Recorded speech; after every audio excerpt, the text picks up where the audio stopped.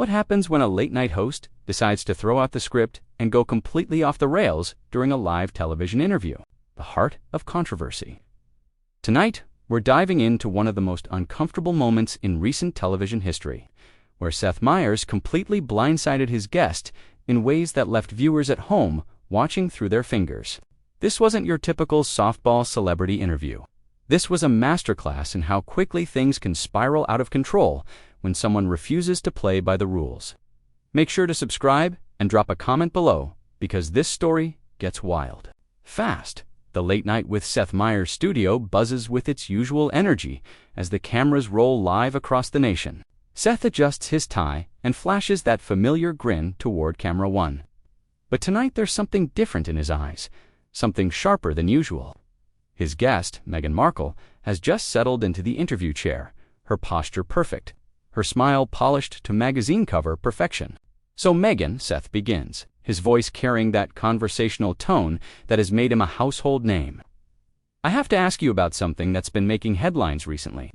There's been a lot of discussion about your humanitarian work, particularly your recent trip to Africa. Can you tell us about that experience?" Meghan's eyes light up, clearly prepared for this question. "Oh, Seth, it was absolutely transformative. Working with local communities and seeing the real impact of grassroots organizations. It reminded me why I'm so passionate about using my platform to amplify voices that often go unheard. The resilience of the women I met there, their determination to create change despite facing incredible obstacles. It was truly inspiring." Seth nods along, but his expression shifts slightly. "That's wonderful to hear, but I'm curious about something specific. During your visit to the school in Johannesburg, you made a speech about education access. Can you tell me where those statistics came from?" The question hangs in the air for just a moment too long. Meghan's smile falters slightly, but she recovers quickly. "Well, Seth, those numbers come from extensive research that my team conducted. With various international organizations, the specific details are quite complex. But the important thing is that these young girls deserve every opportunity to learn and grow." "I'm sure they do," Seth responds, his tone remaining friendly but his eyes never leaving her face. "But when I had my research team look into those exact statistics you quoted, they couldn't find any international organization that had published those specific numbers. In fact, the closest data they found suggested quite different figures. Can you help me understand where your team got their information?" The studio audience, sensing the shift in energy, grows noticeably quieter. Meghan's media training kicks in as she maintains her composure, but there's a tightness around her eyes that wasn't there moments before. "Seth, I think there might be some confusion here. My team works with multiple data sources, and sometimes the way statistics are presented can vary depending on the methodology used. What's important is that we're having this conversation about education access at all. These girls need advocates, and I'm proud to be one of them." Seth leans forward slightly, his interviewer instincts clearly engaged. "I absolutely agree that they need advocates, but don't you think those advocates have a responsibility to be accurate with the information they're sharing when you're speaking to thousands of people about these issues? Using your platform and your influence, shouldn't the facts be verifiable?" The question cuts deeper than expected. Meghan's practiced smile becomes more strained, and she takes a barely perceptible breath before responding. "Of course, accuracy is important, Seth, but I think we're missing the bigger picture here.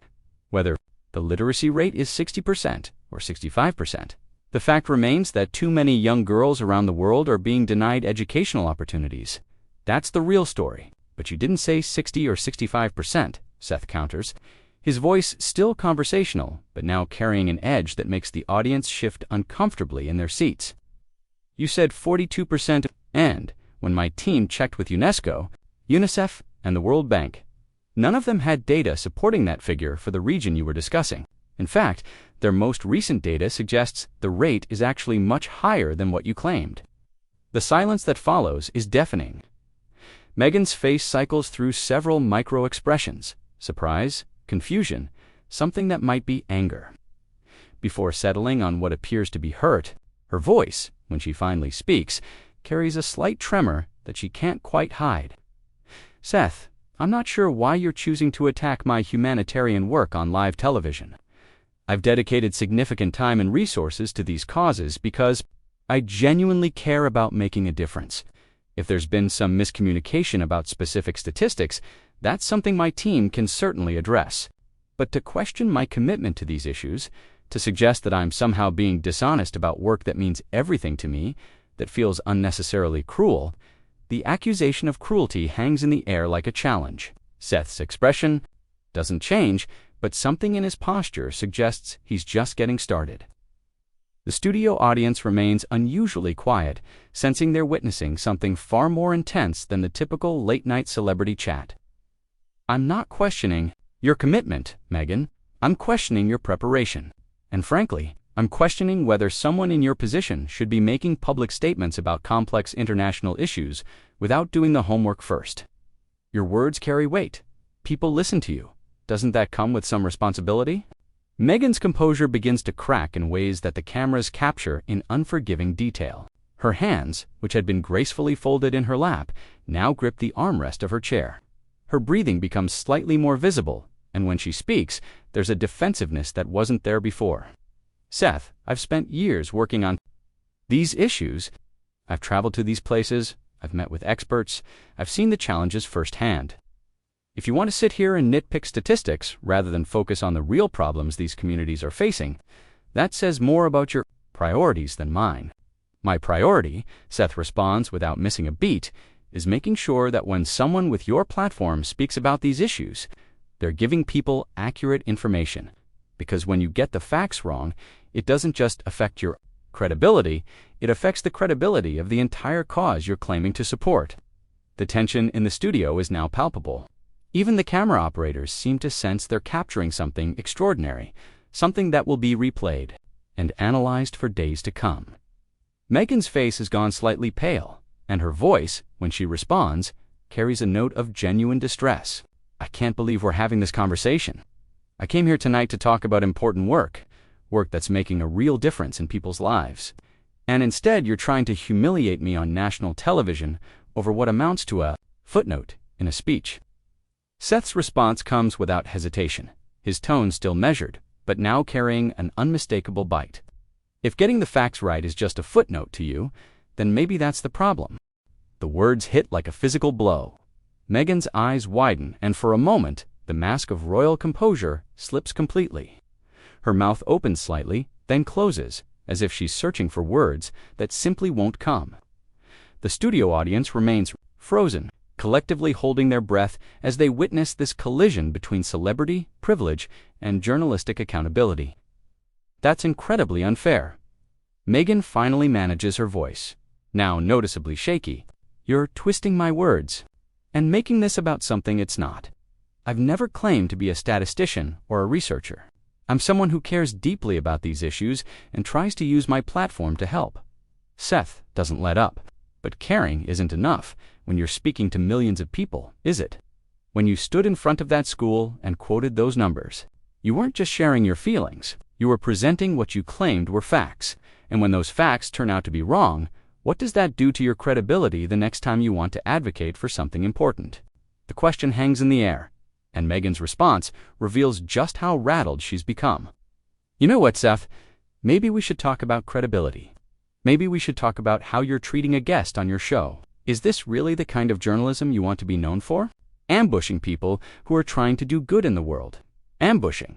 Seth's eyebrows rise slightly. I asked you about a speech you gave publicly. That's not an ambush. That's accountability. And frankly, if asking follow-up questions about your public statements feels like an ambush to you, maybe that tells us something about how prepared you were to defend those statements. The exchange is becoming more heated with each passing moment. Meghan's hands are now visibly trembling, and there's a flush creeping up her neck that the studio lights make impossible to hide. Her voice, when she speaks again, carries a note of desperation that makes several audience members shift uncomfortably in their seats. This is exactly what I was afraid of. This is exactly the kind of treatment that made me want to step back from public life in the first place. I came here tonight in good faith, thinking we could have a meaningful conversation about issues that matter. Instead, you're trying to tear me down over technical details that completely miss the point. The point is accuracy. Meghan? The point is that when you have a platform like yours, words matter, facts matter.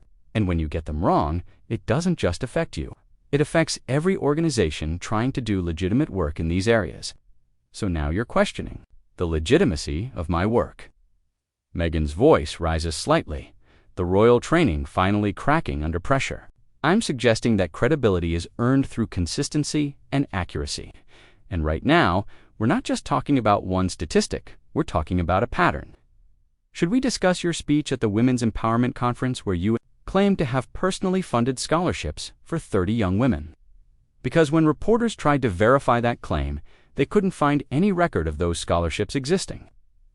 The studio falls into complete silence. Even the cameras seem to stop their subtle movements as everyone processes what Seth has just said. Meghan's face goes through a series of expressions: shock, anger, something that might be panic. How dare you question my charitable work? You have no idea what I've done behind the scenes, what I've contributed, what I've sacrificed to try to make a difference. Then help me understand, Seth responds, his tone now carrying a note of genuine curiosity mixed with skepticism. Because when journalists try to verify these claims, they hit dead ends. When they ask for documentation, they get stonewalled. When they reach out to the organizations you claim to work with, those organizations have no comment or no record.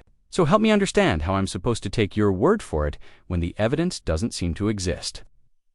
The question cuts to the heart of everything, and Meghan's response reveals just how deep the problem goes. Her voice becomes defensive in a way that makes her sound younger, more vulnerable, but also more desperate. Maybe that's a concept that's foreign to you in your world of ratings and soundbites. But some of us believe in doing good without needing credit for it. Seth's expression hardens. That's a convenient answer for someone who regularly talks about their charitable work in public speeches. You can't have it both ways, Meghan. The accusation lands with devastating accuracy.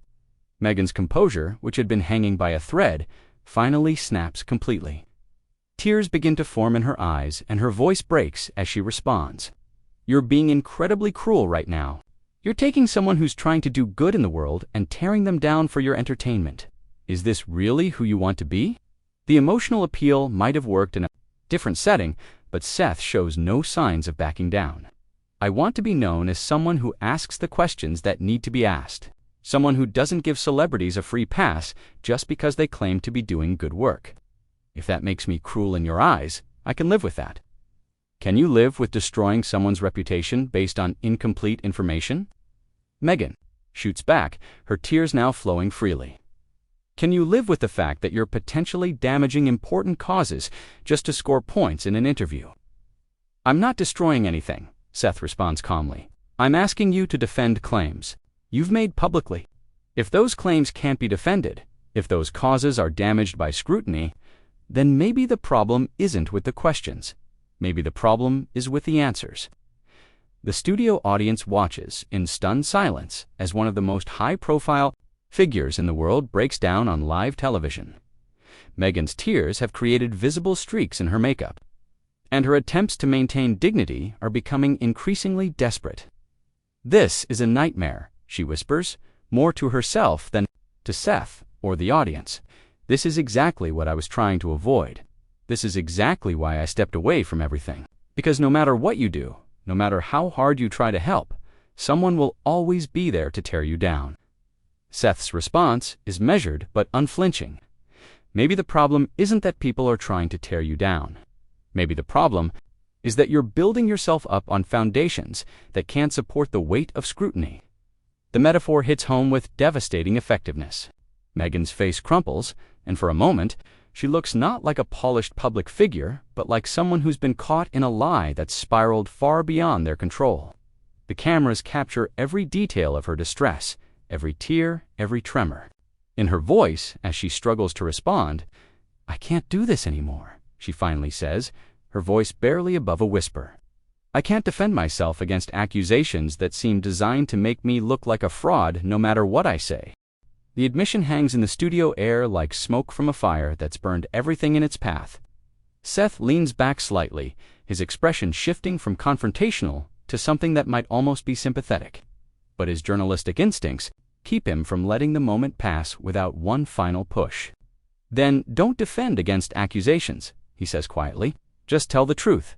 Right here, right now, on live television. Tell the millions of people watching exactly what charitable work you've actually done, with actual documentation, actual proof. Give them something real to believe in. Meghan looks up at him through her tears, and there's something in her eyes that suggests she's reached a breaking point, where the truth might actually be easier than continuing the charade. Her voice is raw, stripped of all pretense, when she finally responds. "You want the truth, Seth? The truth is that I wanted to make a difference so badly that I sometimes got ahead of myself. The truth is that when you have everyone expecting you to be this perfect advocate for every cause, sometimes you say things that sound better than the reality. Sometimes you make commitments you haven't actually made yet, or talk about work that's still in the planning stages like it's already been accomplished." The confession is devastating in its honesty. The studio audience, which had been watching this destruction unfold with horrified fascination, now seems genuinely moved by this moment of raw vulnerability. But Seth isn't finished. "So when you talked about those scholarships for 30 young women, what was the reality?" he presses, his tone softer now, but still relentless. Meghan's shoulders slump in defeat. "The reality is that I had meetings about potentially funding scholarships. I had conversations with organizations about what it might look like, but the actual funding, the actual scholarships, they were still being negotiated when I gave that speech. I got excited about the possibility and spoke about it like it was already happening. And the statistics from your Africa speech, I remembered seeing those numbers somewhere in some report or briefing document, but I didn't verify them before I used them. I trusted that my memory was accurate, and I was wrong." Her voice breaks again. "I was wrong about a lot of things. The moment is simultaneously heartbreaking and infuriating. Here is someone with enormous privilege and platform admitting to essentially making up facts to support her public image, yet doing so with such genuine remorse that it's impossible not to feel some sympathy for her position." Seth seems to recognize the weight of this moment. His next question comes with careful deliberation. "Do you understand why this matters, Meghan? Do you understand why people need to be able to trust the information that comes from someone in your position?"